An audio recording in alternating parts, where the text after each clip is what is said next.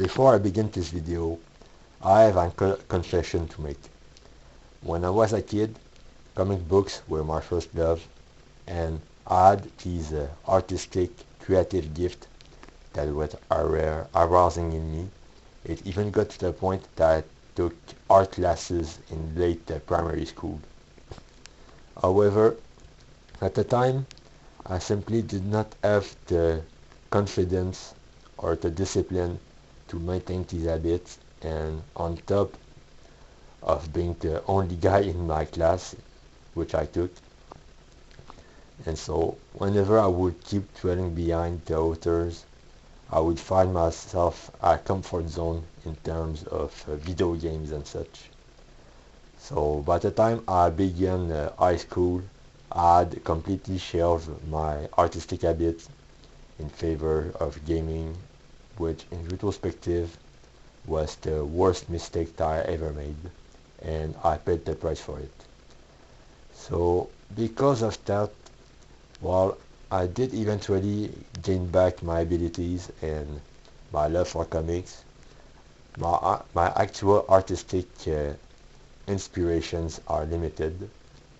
Luckily, I have a few that I will talk about in the rest of this video.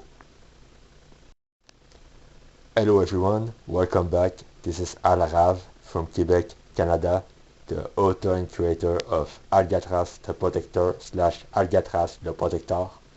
And for today's video, I'll be talking about my biggest influences as a comic book creator. So let's get right into it. I've already mentioned that I spent way too much time playing video games as a teenager.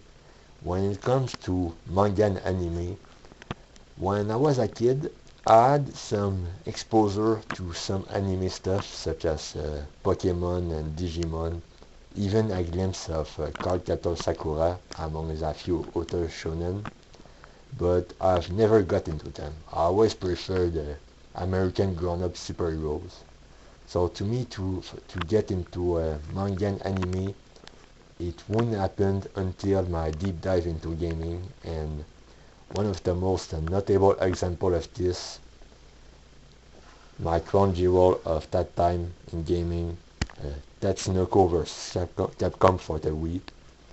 Not only it was my main reason for owning a Wii back in the day, it also introduced me to a whole lineage of Japanese superheroes that existed back in the 70s, and I enjoyed this game so much that I'd end up watching as many of these shows as I could get my hands on online. And needless to say, for someone like me who enjoyed American comic books as a kid, it was like love at first sight.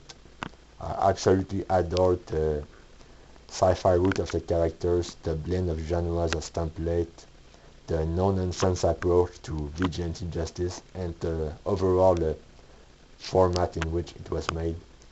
So much so that I was disappointed that they no longer make shows like these in Japan, but to be fair, the market did evolve for a wider variety of genres and templates, and with good success, so I can't complain.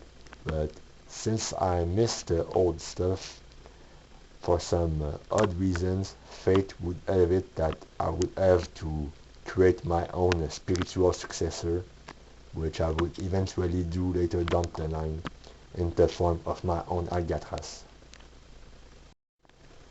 However, I would not have been able to put it together without having basic knowledge of comic book storytelling, and luckily I had one book in particular that became my Bible for comic book storytelling, and that is L'Art de la BD by Doc, Tome 1, published at les Éditions Glénat.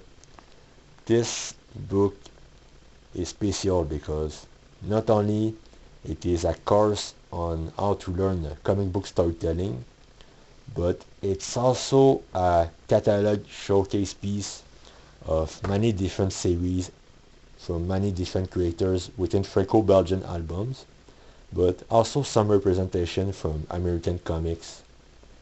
So authors such as Hergé, Moebius, Uderzo and Goscinny, amongst many authors. I knew a little about them single-handedly thanks to this book, and what this book particularly taught me about comic book storytelling consists of all the basics such as the different type of shots, the camera angles, the different type of casing, and how to create a montage with all these different shots. So it uses a mixture of traditional text to explain the different theories, but it combines them with many samples of those different series to showcase the effect that they produce and being able to learn from that. So this is single-handedly what I use as a reference to learn how to do comic book storytelling and such, as well as having a taste of many different series as a kid. That said, I do plan to talk more about this book in later videos, where I plan to talk more about doing an analysis on franco-belgian style albums. So, of course, I've only scratched the surface on the content of this book in particular. There are, however, a few particular documentaries from a channel called Matt TTT, who covered authors such as Hugo Pratt, who did Corto Maltese, and he also did one based on Moebius himself. So I do recommend that you watch these videos as well. But with that being said, I do plan to revisit this book later down the line. And with that being said, thanks for watching. As always, let me know what you think in the commentary section below. As always, look forward to all the Alcatraz the Protector / Alcatraz le Protector stuff on my Substack. The links are available in the description below or on my channel's page.